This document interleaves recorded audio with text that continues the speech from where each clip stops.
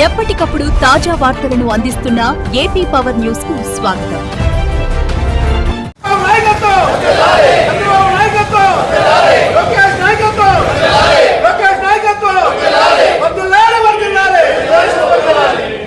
తుమ్మపాలలో ఘనంగా పసుపు పండుగ.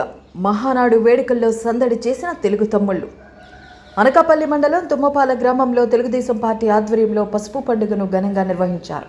మహానాడు వేడుకల సందర్భంగా గ్రామమంతా పండుగ వాతావరణాన్ని తలపించేలా ప్రత్యేక ఏర్పాట్లు చేశారు. క్లస్టర్ 5 ఇన్ఛార్జ్ ఆడారి గోవిందరావు ఆధ్వర్యంలో నిర్వహించిన ఈ కార్యక్రమానికి భారీ సంఖ్యలో పార్టీ కార్యకర్తలు, అభిమానులు హాజరై సందడి చేశారు.